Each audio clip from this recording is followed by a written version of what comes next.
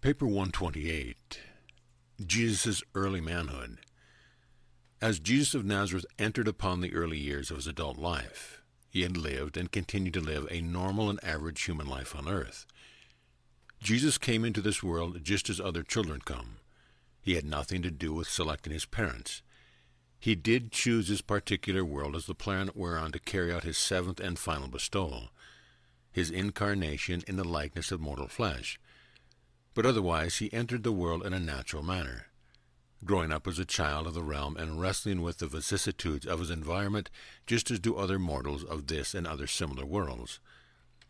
Always be mindful of the twofold purpose of Michael's bestowal on Urantia. 1. The mastering of the experience of living the full life of a human creature in mortal flesh, the completion of his sovereignty in Nebadon. And 2.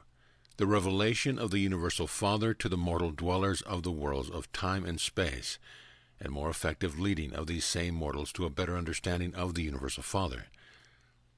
All other creature benefits and universe advantages were incidental and secondary to these major purposes of the mortal bestowal. The 21st year, A.D. 15. With the attainment of adult years, Jesus began in earnest and with full self-consciousness the task of completing the experience of mastering the knowledge of the life of his lowest forms of intelligent creatures, thereby finally and fully earning the right of unqualified rulership of his self-created universe. He entered upon this stupendous task fully realizing his dual nature, but he had already effectively combined these two natures into one, Jesus of Nazareth. Joshua ben Joseph knew full well that he was a mortal man born of woman. This is shown in the selection of his first title, the Son of Man. He was truly a partaker of flesh and blood, and even now, as he presides in sovereign authority over the destinies of a universe, he still bears among his numerous well-earned titles that of Son of Man.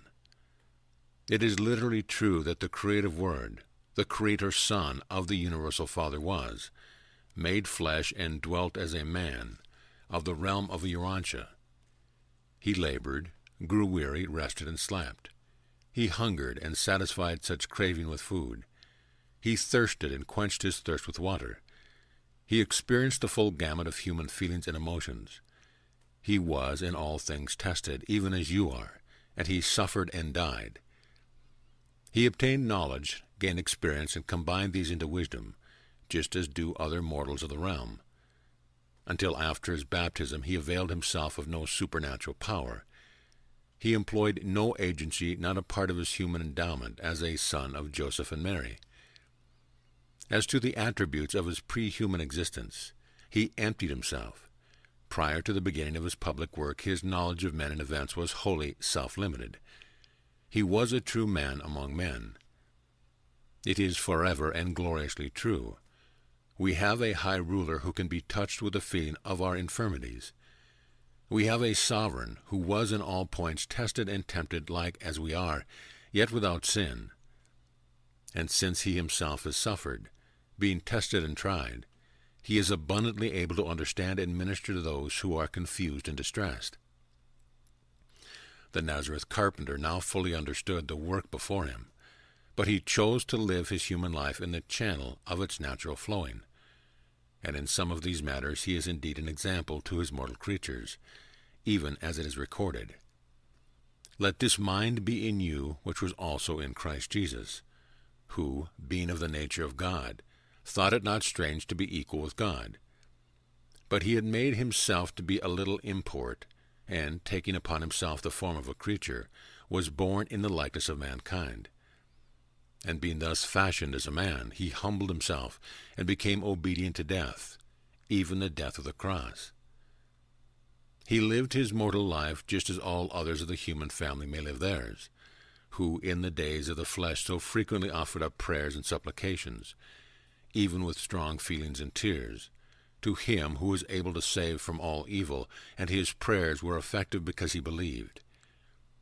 Wherefore it behooved him in every respect to be made like his brethren, that he might become a merciful and understanding sovereign ruler over them. Of his human nature he was never in doubt. It was self-evident and always present in his consciousness. But of his divine nature there was always room for doubt and conjecture. At least this was true right up to the event of his baptism. The self-realization of divinity was a slow, and from a human standpoint, a natural evolutionary revelation. This revelation and self-realization of divinity began in Jerusalem when he was not quite 13 years old, with the first supernatural occurrence of his human existence. And this experience of affecting the self-realization of his divine nature was completed at the time of his second supernatural experience, while in the flesh, the episode attendant upon his baptism by John in the Jordan, which event marked the beginning of his public career of ministry and teaching. Between these two celestial visitations, one in his 13th year, and the other at his baptism, there occurred nothing supernatural or superhuman in the life of this incarnated Creator Son.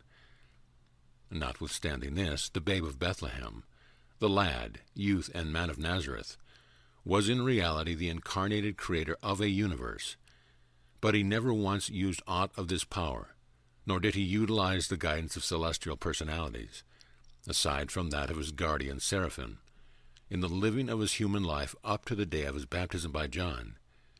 And we who thus testify know whereof we speak. And yet, throughout all these years of his life in the flesh, he was truly divine. He was actually a Creator Son of the Paradise Father. When once he had espoused his public career, subsequent to the technical completion of his purely mortal experience of sovereignty acquirement, he did not hesitate publicly to admit that he was the Son of God. He did not hesitate to declare, "I am Alpha and Omega, the beginning and the end, the first and the last." He made no protest in later years when he was called Lord of Glory, ruler of a universe, the Lord God of all creation, the Holy One of Israel, the Lord of all, our Lord and our God, God with us, having a name above every name and on all worlds, the omnipotence of a universe, the universe mind of this creation. The one in him are hid all treasures of wisdom and knowledge, the fullness of him who fills all things, the eternal Word of the eternal God, the one who is before all things and in whom all things consist, the Creator of the heavens and the earth, the upholder of a universe, the judge of all the earth, the giver of life eternal, the true shepherd, the deliverer of the worlds and the captain of our salvation. He never objected to any of these titles as they were applied to him subsequent to the emergence from his purely human life into the later years of his self-consciousness of the ministry of divinity in humanity, and for humanity, and to humanity on this world and for all other worlds. Jesus objected to but one title as applied to him. When he was once called Emmanuel, he merely replied, "Not I, that is my elder brother." Always, even after his emergence into the larger life on earth, Jesus was submissively subject to the will of the Father in heaven. After his baptism, he thought nothing of permitting his sincere believers and grateful followers to worship him. Even while he wrestled with poverty and toiled with his hands to provide the necessities of life for his family, his awareness that he was a Son of God was growing. He knew that he was the maker of the heavens and this very earth whereon he was now living out his human existence. And the host of celestial beings throughout the great and onlooking universe likewise knew that this man of Nazareth was their beloved sovereign and Creator Father. A profound suspense pervaded the universe of Nebadon throughout these years. All celestial eyes were continuously focused on Urantia, on Palestine. This year, Jesus went up to Jerusalem with Joseph to celebrate the Passover. Having taken James to the temple for consecration, he deemed it his duty to take Joseph. Jesus never exhibited any degree of partiality in dealing with his family. He went with Joseph to Jerusalem by the usual Jordan Valley route, but he returned to Nazareth by the East Jordan Way, which led through Amathus. Going down the Jordan, Jesus narrated Jewish history to Joseph, and on the return trip told him about the experience of the reputed tribes of Reuben, Gad, and Gilead that traditionally had dwelt in these regions east of the river. Joseph asked Jesus many leading questions concerning his life mission, but to most of these inquiries Jesus would only reply, "My hour has not yet come." However, in these intimate discussions many words were dropped which Joseph remembered during the stirring events of subsequent years. Jesus, with Joseph, spent this Passover with the three friends at Bethany, as was his custom when in Jerusalem attending these festival commemorations. The 22nd year, A.D. 16. This was one of the several years during which Jesus' brothers and sisters were facing the trials and tribulations peculiar to the problems and readjustments of adolescence. Jesus now had brothers and sisters ranging in age from 7 to 18, and he was kept busy helping them to adjust themselves to the new awakening of their intellectual and emotional lives. He had thus to grapple with the problems of adolescence as they become manifest in the lives of his younger brothers and sisters. This year Simon graduated from school and began work with Jesus' old boyhood playmate and ever-ready defender, Jacob the stonemason. As a result of several family conferences, it was decided that it was unwise for all the boys to take up carpentry. It was thought that by diversifying their trades, they would be prepared to take contracts for putting up entire buildings. Again, they had not all kept busy, since 3 of them had been working as full-time carpenters. Jesus continued this year at house finishing and cabinet work, but spent most of his time at the caravan repair shop. James was beginning to alternate with him in attendance at the shop. The latter part of this year, when carpenter work was slack about Nazareth, Jesus left James in charge of the repair shop and Joseph at the home bench, while he went over to Sepphoris to work with a smith. He worked 6 months with metals and acquired considerable skill at the anvil. Before taking up his new employment at Sepphoris, Jesus held one of his periodic family conferences and solemnly installed James, then just past 18 years old, as acting head of the family. He promised his brother hefty support and full cooperation, and exacted formal promises of obedience to James from each member of the family. From this day, James assumed full financial responsibility for the family, Jesus making his weekly payments to his brother. Never again did Jesus take the reins out of James' hands. While working at Sepphoris, he could have walked home every night if necessary, but he purposely remained away, assigning weather and other reasons. But his true motive was to train James and Joseph in the bearing of the family responsibility. He had begun the slow process of weaning his family. Each Sabbath Jesus returned to Nazareth, and sometimes during the week when occasion required, to observe the working of the new plan, to give advice and offer helpful suggestions. Living much of the time in Sepphoris for 6 months afforded Jesus a new opportunity to become better acquainted with the Gentile viewpoint of life. He worked with Gentiles, lived with Gentiles, and every possible manner did he make a close and painstaking study of their habits of living of the Gentile mind.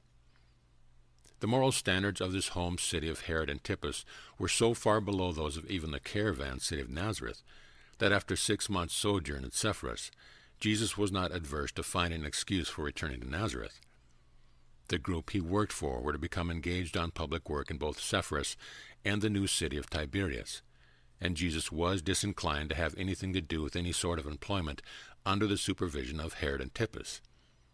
And there were still other reasons which made it wise, in the opinion of Jesus, for him to go back to Nazareth. When he returned to the repair shop, he did not again assume the personal direction of family affairs. He worked in association with James at the shop, and as far as possible, permitted him to continue oversight of the home. James' management of family expenditures and his administration of the home budget were undisturbed. It was by such wise and thoughtful planning that Jesus prepared the way for his eventual withdrawal from active participation in the affairs of the family.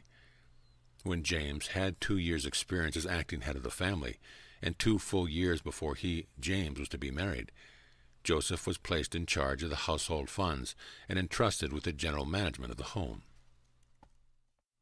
The 23rd year, A.D. 17. This year the financial pressure was slightly relaxed as 4 were at work. Miriam earned considerable by the sale of milk and butter. Martha had become an expert weaver. The purchase price of the repair shop was over 1/3 paid. The situation was such that Jesus stopped work for 3 weeks to take Simon to Jerusalem for the Passover, and this was the longest period away from daily toil he had enjoyed since the death of his father. They journeyed to Jerusalem by way of the Decapolis, and through Pella, Gerasa, Philadelphia, Heshbon, and Jericho, They returned to Nazareth by the coast road, touching Lydda, Joppa, Caesarea, thence around Mount Carmel to Ptolemy and Nazareth. This trip fairly acquainted Jesus with the whole of Palestine north of the Jerusalem district. At Philadelphia, Jesus and Simon became acquainted with a merchant from Damascus who developed such a great liking for the Nazareth couple that he insisted they stop with him at his Jerusalem headquarters. While Simon gave attendance at the temple, Jesus spent much of his time talking with this well-educated and much-traveled man of world affairs. This merchant owned over 4,000 caravan camels. He had interest all over the Roman world and was now on his way to Rome. He proposed that Jesus come to Damascus to enter his Oriental import business, but Jesus explained that he did not feel justified in going so far away from his family just then. But on the way back home he thought much about these distant cities, and the even more remote countries of the far west and far east, countries he had so frequently heard spoken of by the caravan passengers and conductors. Simon greatly enjoyed his visit to Jerusalem. He was duly received into the Commonwealth of Israel at the Passover consecration of the new sons of the commandment. While Simon attended the Passover ceremonies, Jesus mingled with the throngs of visitors and engaged in many interesting personal conferences with numerous Gentile proselytes. Perhaps the most notable of these contacts was the one with a young Hellenist named Stephen. This young man was on his first visit to Jerusalem and chanced to meet Jesus on Thursday afternoon on Passover week. While they both strolled about the viewing of the Asmonean palace, Jesus began the casual conversation that resulted in their becoming interested in each other, and which led to a 4-hour discussion of the way of life and the true God and his worship. Stephen was tremendously impressed with what Jesus said, and he never forgot his words. And this was the same Stephen who subsequently became a believer in the teaching of Jesus, and whose boldness in preaching his early gospel resulted in his being stoned to death by irate Jews. Some of Stephen's extraordinary boldness in proclaiming his view of the new gospel was the direct result of his early interview with Jesus.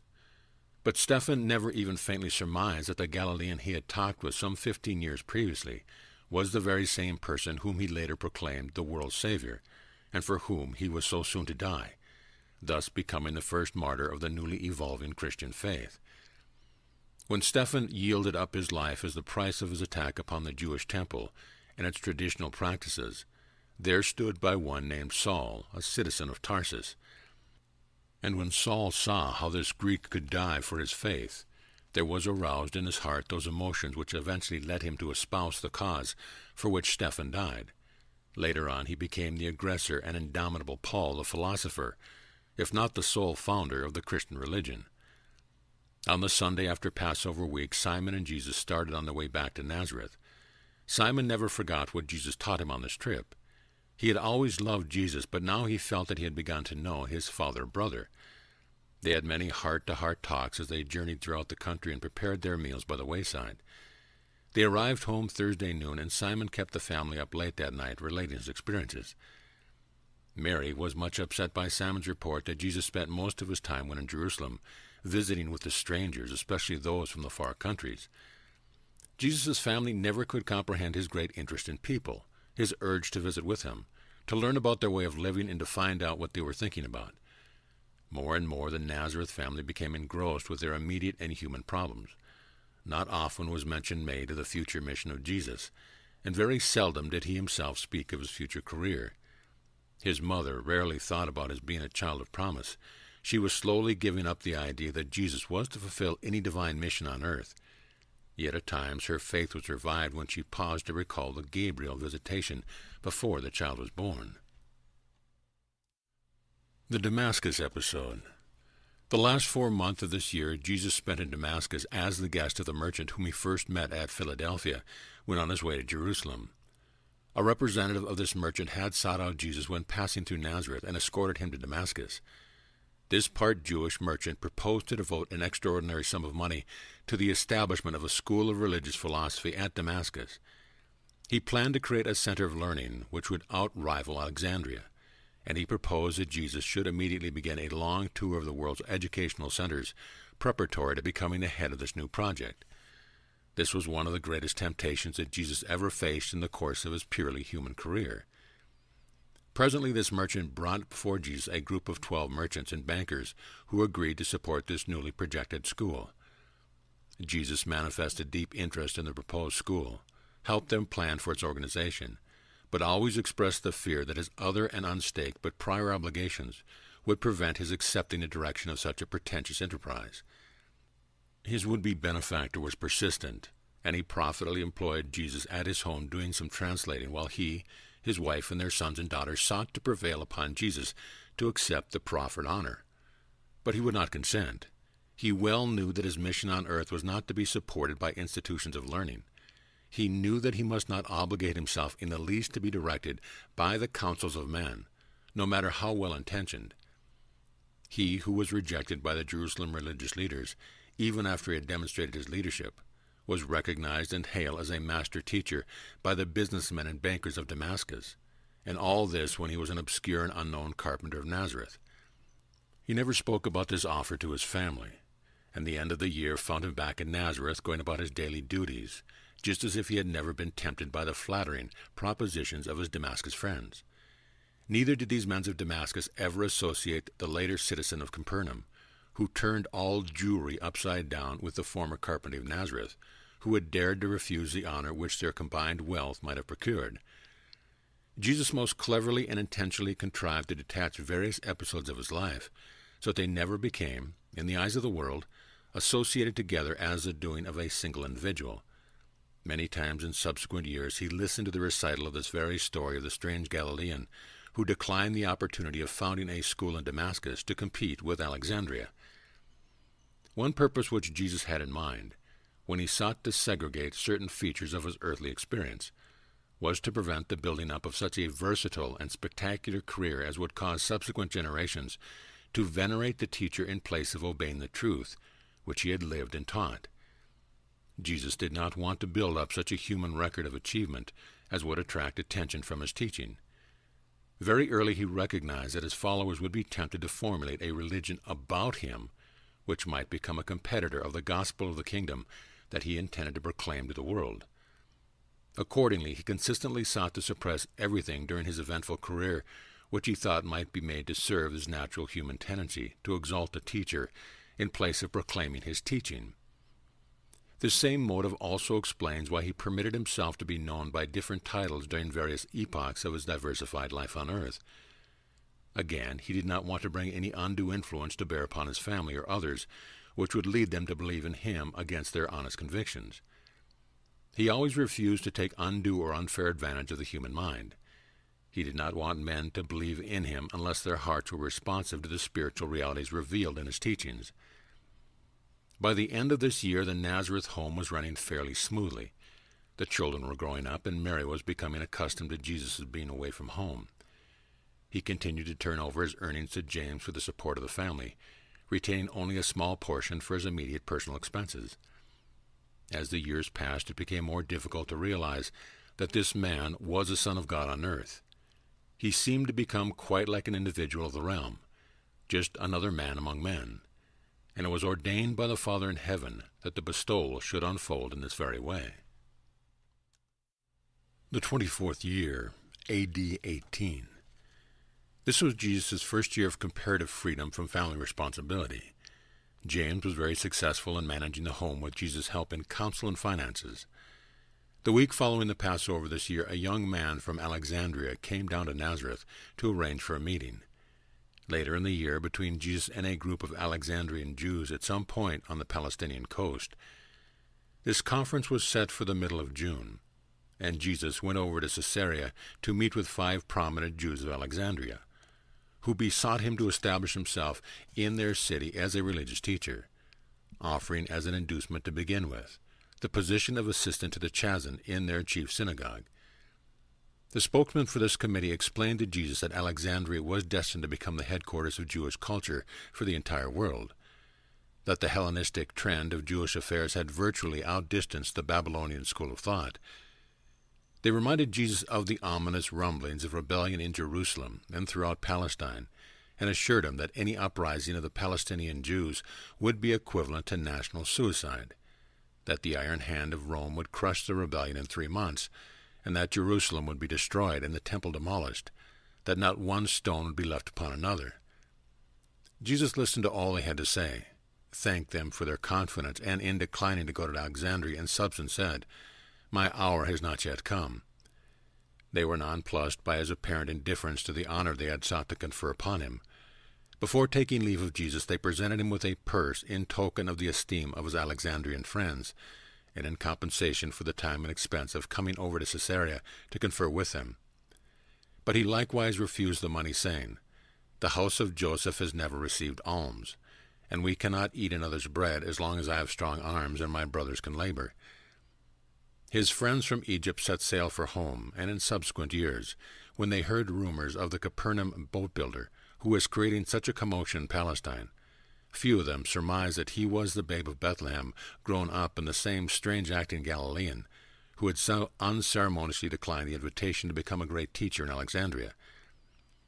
Jesus returned to Nazareth.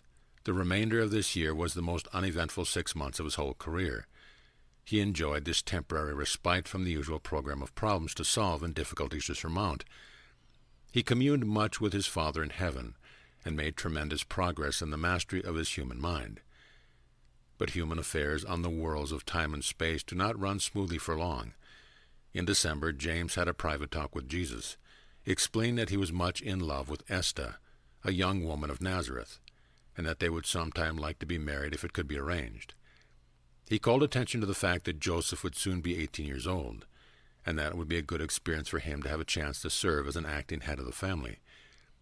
Jesus gave consent for James' marriage 2 years later, provided he had, during the intervening time, properly trained Joseph to assume the direction of the home. And now things began to happen. Marriage was in the air. James' success in gaining Jesus' assent to his marriage emboldened Miriam to approach her brother-father with her plans. Jacob, the younger stonemason, one-time self-appointed champion of Jesus, now business associate of James and Joseph, had long sought to gain Miriam's hand in marriage. After Miriam had laid her plans before Jesus, he directed that Jacob should come to him, making formal request for her, and promised his blessing for the marriage just as soon as she felt that Martha was competent to assume her duties as eldest daughter. When at home, he continued to teach the evening school 3 times a week, read the scriptures often in the synagogue on the Sabbath, visited with his mother, taught the children, and in general conducted himself as a worthy and respected citizen of Nazareth in the Commonwealth of Israel. The 25th year, A.D. 19. This year began with the Nazareth family all in good health, and witnessed by the finishing of the regular schooling of all the children with the exception of certain work which Martha must do for Ruth. Jesus was one of the most robust and refined specimens of manhood to appear on earth since the days of Adam. His physical development was superb. His mind was active, keen, and penetrating, compared with the average mentality of his contemporaries. It had developed gigantic proportions, and his spirit was indeed humanly divine. The family finances were in the best condition since the disappearance of Joseph's estate. The final payment had been made on the caravan repair shop. They owed no man, and for the first time in years had some funds ahead. This being true, and since he had taken his other brothers to Jerusalem for their first Passover ceremonies, Jesus decided to accompany Jude, who had just graduated from the synagogue school, on his first visit to the temple. They went up to Jerusalem and returned by the same route, the Jordan Valley, as Jesus feared trouble if he took his young brother through Samaria. Already at Nazareth, Jude had got into slight trouble several times because of his hasty disposition, coupled with his strong patriotic sentiments. They arrived at Jerusalem in due time and were on their way for the first visit to the temple, the very sight of which stirred and thrilled Jude to the very depth of his soul, when they chanced to meet Lazarus of Bethany. While Jesus talked with Lazarus and sought to arrange for their joint celebration of the Passover, Jude started up real trouble for them all. Close at hand stood a Roman guard, who made some improper remarks regarding a Jewish girl who was passing Jude, flushed with a fiery indignation, and was not slow in expressing his resentment of such an impropriety directed to and within hearing of the soldier. Now, the Roman legionaries were very sensitive to anything bordering on Jewish disrespect, so the guard promptly placed Jude under arrest. This was too much for the young patriot, and before Jesus could caution him by the warning glance, he had delivered himself of a voluble denunciation of pent-up, anti-Roman feelings, all of which only made a bad matter worse. Jude, with Jesus by his side, was taken at once to the military prison. Jesus endeavored to obtain either an immediate hearing for Jude or else his release in time for the Passover celebration that evening, but he failed in these attempts. Since the next day was a holy convocation in Jerusalem, even the Romans would not presume to hear charges against a Jew. Accordingly, Jude remained in confinement until the morning of the second day after his arrest, and Jesus stayed at the prison with him. They were not present in the temple at the ceremony receiving the sons of the law into the full citizenship of Israel. Jude did not pass through this formal ceremony for several years, until he was next in Jerusalem at a Passover, and in connection with his propaganda work in behalf of the Zealots, the patriotic organization to which he belonged, and to which he was very active. The morning following their second day in prison, Jesus appeared before the military magistrate in behalf of Jude, by making apologies for his brother's youth, and by a further explanatory but judicious statement with reference to the provocative nature of the episode which had led up to the arrest of his brother. Jesus so handled the case that the magistrate expressed the opinion that the young Jew might have had some possible excuse for his violent outburst. After warning Jude not to allow himself again to be guilty of such rashness, he said to Jesus in dismissing him, "You had better keep your eye on the lad. He's liable to make a lot of trouble for all of you." And the Roman judge spoke the truth. Jude did make considerable trouble for Jesus, and always was the trouble of the same nature, clashes with the civil authorities because of his thoughtless and unwise patriotic outburst. Jesus and Jude walked over to Bethany for the night, explaining why they had failed to keep their appointment for the Passover supper, and set out for Nazareth the following day. Jesus did not tell the family about his young brother's arrest at Jerusalem, but he had a long talk with Jude about this episode some 3 weeks after their return. After this talk with Jesus, Jude himself told the family. He never forgot the patience and forbearance his father manifested throughout the whole of this trying experience. This was the last Passover Jesus attended with any members of his own family. Increasingly, the Son of Man was to become separated from close association with his own flesh and blood. This year, his seasons of deep meditation were often broken into by Ruth and her playmates, and always was Jesus ready to postpone the contemplation of his future work for the world and the universe, that he might share in the childish joy and youthful gladness of these youngsters, who never tired of listening to Jesus relate the experiences of his various trips to Jerusalem. They also greatly enjoyed his stories about animals and nature. The children were always welcome at the repair shop. Jesus provided sand, blocks, and stone by the side of the shop, and bevies of youngsters flocked there to amuse themselves. When they tired of their play, the more intrepid ones would peek into the shop, and if its keeper were not too busy, they would make bold to go in and say, "Uncle Joshua, come out and tell us a big story." Then they would lead him out by tugging at his hands until he was seated on the favorite rock by the corner of the shop, with the children on the ground in a semicircle before him. And how the little folk did enjoy their Uncle Joshua! They were learning to laugh, and to laugh heartily. It was customary for one or two of the smallest of the children to climb up upon his knees and sit there, looking up in wonderment at his expressive features as he told his stories. The children loved Jesus, and Jesus loved the children. It was difficult for his friends to comprehend the range of his intellectual activities, how he could so suddenly and so completely swing from the profound discussion of politics, philosophy, or religion to the light-hearted and joyous playfulness of these tots of from 5 to 10 years of age.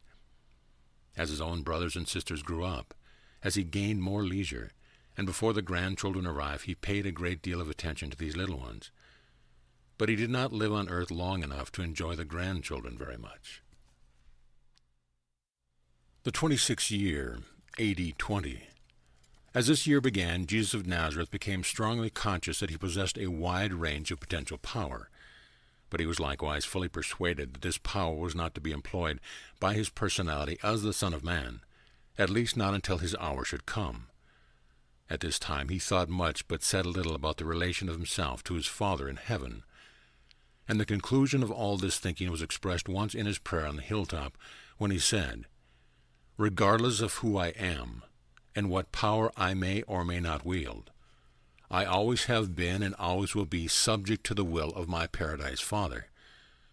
And yet, as this man walked about Nazareth to and from his work, it was literally true, as concerned a vast universe, that in him were hidden all the treasures of wisdom and knowledge. All this year the family affairs ran smoothly except for Jude. For years James had trouble with his younger brother, who was not inclined to settle down to work, nor was he to be depended upon for his share of the home expenses. While he would live at home, he was not conscientious about earning his share of the family upkeep. Jesus was a man of peace, and ever and anon was he embarrassed by Jude's belligerent exploits and numerous patriotic outbursts. James and Joseph were in favor of casting him out, but Jesus would not consent. When their patience would be severely tried, Jesus would only counsel, "Be patient, be wise in your counsel and eloquent in your lies, that your young brother may first know the better way and then be constrained to follow you in it."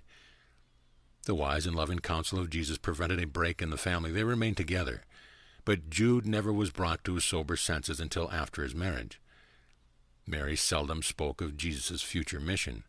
Whenever the subject was referred to, Jesus only replied, "My hour has not yet come." Jesus had about completed the difficult task of weaning his family from dependence on the immediate presence of his personality. He was rapidly preparing for the day when he could consistently leave this Nazareth home to begin the more active prelude to his real ministry for men. Never lose sight of the fact that the prime mission of Jesus in this seventh bestowal was the acquirement of creature experience, the achievement of the sovereignty of Nebadon, and in the gathering of this very experience he made the supreme revelation of the Paradise Father to Urantia and to his entire local universe. Incidental to these purposes, he also undertook to untangle the complicated affairs of this planet as they were related to the Lucifer rebellion. This year Jesus enjoyed more than usual leisure, and he devoted much time to training James in the management of the repair shop and Joseph in the direction of home affairs. Mary sensed that he was making ready to leave them. Leave them to go where? To do what? She had about given up the thought that Jesus was the Messiah. She could not understand him. She simply could not fathom her firstborn son. Jesus spent a great deal of time this year with the individual members of his family. He would take them for long and frequent strolls up the hill and through the countryside. Before harvest he took Jude to the farmer uncles south of Nazareth. But Jude did not remain long after the harvest. He ran away, and Simon later found him with the fishermen at the lake. When Simon brought him back home, Jesus talked things over with the runaway lad, and since he wanted to be a fisherman, went over to Magdala with him and put him in the care of a relative, a fisherman. And Jude worked fairly well and regularly from that time on until his marriage, and he continued as a fisherman after his marriage. At last the day had come when all Jesus' brothers had chosen and were established in their life work. The stage was being set for Jesus' departure from home. In November, a double wedding occurred. James and Esther, and Miriam and Jacob were married. It was truly a joyous occasion. Even Mary was once more happy, except every now and then when she realized that Jesus was preparing to go away. She suffered under the burden of great uncertainty. If Jesus would only sit down and talk it over freely with her, as he had done when he was a boy. But he was consistently uncommunicative. He was profoundly silent about the future. James and his bride Esther moved into a neat little home on the west side of town, the gift of her father.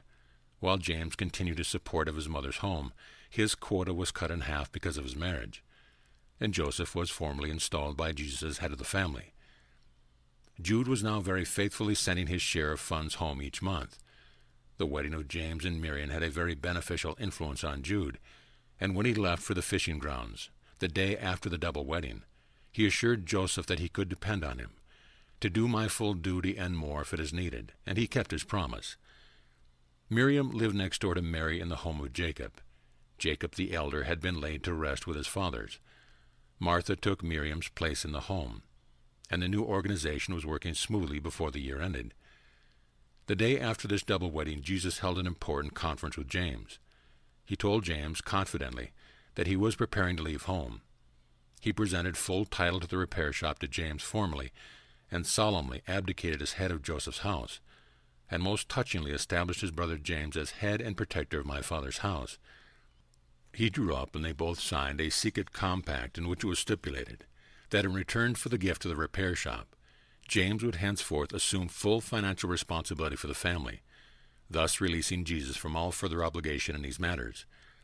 After the contract was signed, after the budget was so arranged that the actual expense of the family would be met without any contribution from Jesus, Jesus said to James, "But, my son, I will continue to send you something each month until my hour shall have come.